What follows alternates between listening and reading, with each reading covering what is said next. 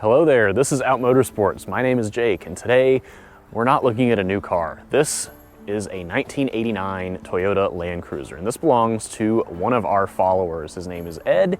He lives locally here, and he reached out and said, hey, I would love it if you wanted to take a look at one of the older Land Cruisers after you looked at that new Lexus LX 570, which is more or less a Land Cruiser in heels. So, this is Ed's Land Cruiser. It is a 1989 model year, which is one of the final model years of the 60 series that Toyota first introduced in 1980. Now, Toyota has been building Land Cruisers in some way, shape, or form since about 1950, but this 60 series Land Cruiser came to the US and was first sold in 1980. They updated it for 1988, and it's technically considered a FJ62. You can tell by the square headlights on the front. Now we're going to talk about what the 62 series Land Cruiser is and how it is to drive and how it holds up in modern day driving scenarios and traffic compared to a newer vehicle. So with that, let's get started. Now it's cold today, the high is about 35, so I'm going to spend most of my time inside talking about this while I'm driving. All right, so driving Ed's 1989 Toyota Land Cruiser. This is very cool to me. This is a Land Cruiser that was built the same year I was built. We share a birthday, or a birth year rather, and unsure which of us has aged better. You tell me in the comments below. This is very much not a modern Land Cruiser. It was built to be a truck more than anything. This was the evolution of the Land Cruiser, which initially started life as a military vehicle and off-road vehicle. In a lot of other places around the world, these things are still used in modern day format as off-road vehicles first and foremost. They don't get all the luxury features that we get in the US spec Land Cruiser. So it really comes through in this one. Like I said, this is a 1989 model year. So it's considered an FJ62, which was the evolution of the 60 series. So the 60 series still looks like this for the most part. It has the round headlights instead of the rectangular headlights, and the FJ62 came out for the 1988 model year, and it was an evolution of the FJ60 just enough to make things a little bit nicer.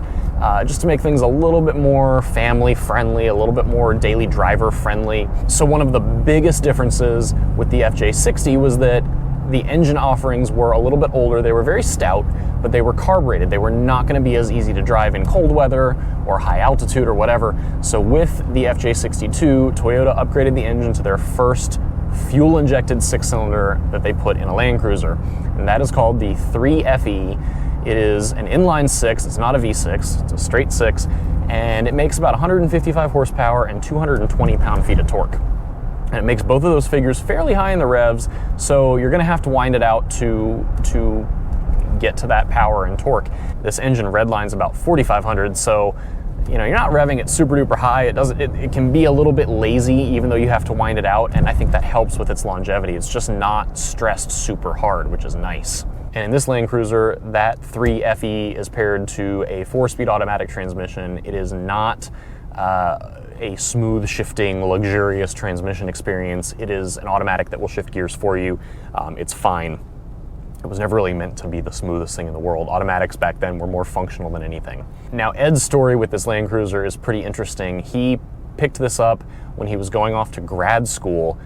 It was the early 90s. This Land Cruiser belonged to a colleague of his mom's, and it was about to come off lease, and she mentioned it to him in passing one day and said, hey, I think you should talk to so-and-so about their gray truck. They might be getting rid of it. And Ed picked it up just as an off-lease Toyota Land Cruiser. It was not really a remarkable car at the time. And he said he was looking at newer Ford Explorers and Toyota 4Runners, and this just came up. It was the right vehicle at the right time. It had about 40,000 miles on it. It now has 312,000 miles, and it's really, really well kept. Ed has had this Land Cruiser since about 1993, and he's put some work into it. He's done a lot for maintenance. He's done a lot with repairs. He said it's been hit a few times.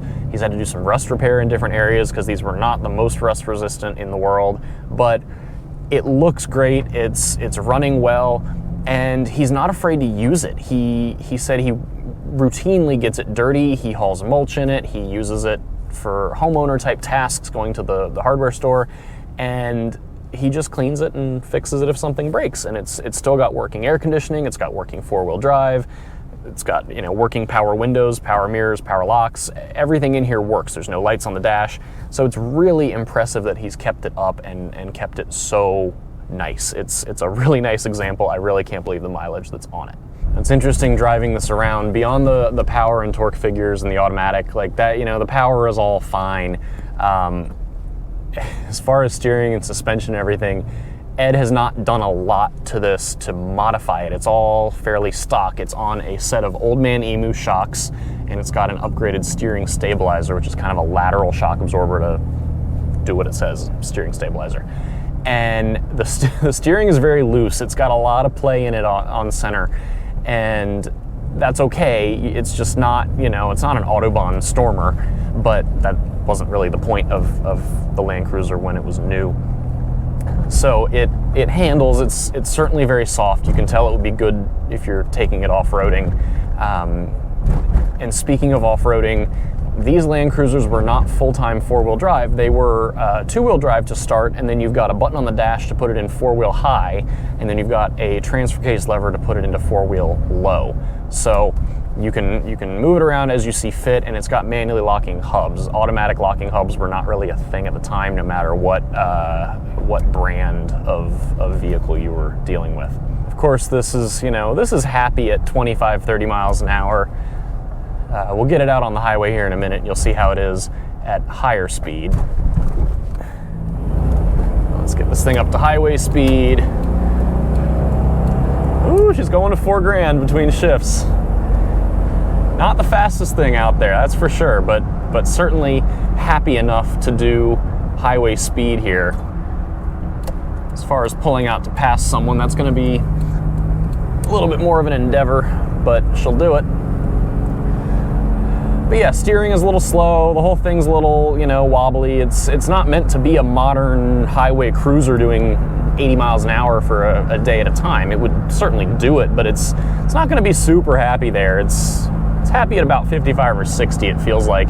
There's a lot of play in the steering going straight. I mean, I've got a few degrees of play off center here, and we're still going very straight. That's just kind of how these are. I think, you know, even when they were new, they weren't sports cars. If you wanted that, Toyota would sell you something else. It's just so plucky. There's a lot of charm to this. It's got this kind of agricultural sounding straight six, and it's not fast, but it doesn't need to be. That's not the point.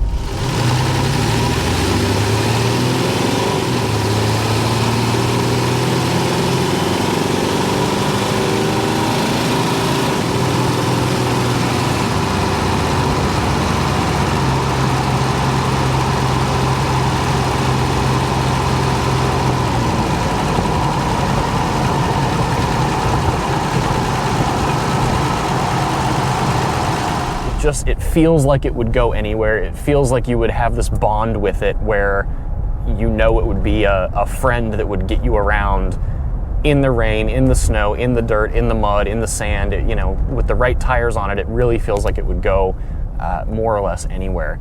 And I see why Ed wanted to keep it around. You know, there are newer four-wheel drive trucks and SUVs that would feel much more modern in a lot of ways, that have tighter steering, a more usable drivetrain. They'd be better on fuel, more gears in the transmission, whatever you want to talk about.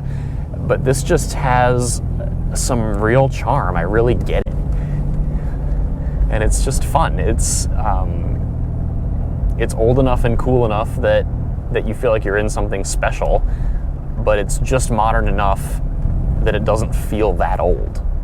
You know, it certainly doesn't feel like a new car. I don't want to have any misconceived ideas here, but it's very, very cool to be driving this around. And I think these were a little overshadowed at the time by the Jeep Cherokee, the Ford Explorer. You know, the people who loved them back then still love them today. But Toyota didn't market these super heavy. They were marketing the 4Runner, which was a little more attainable. They were, you know, a lot of other companies were stealing the show, stealing the thunder, with the other SUVs that were a little more compact. They were perhaps a little more on-road oriented than this is, and, you know, for good reason. those grew in popularity, and Toyota didn't sell that many of these back then. They still don't sell that many of them now in brand new form. They sell, 3,000 or 4,000 a year at most.